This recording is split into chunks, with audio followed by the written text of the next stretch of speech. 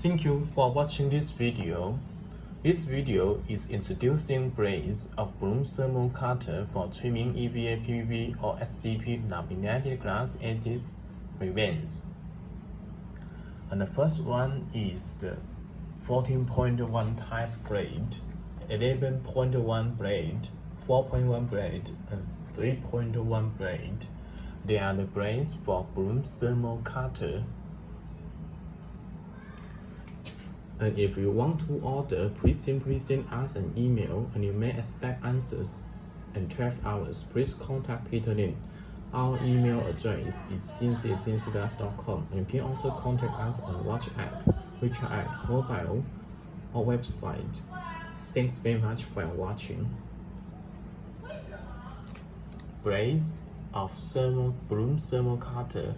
Blades of Bloom thermal cutter. Thank you for watching.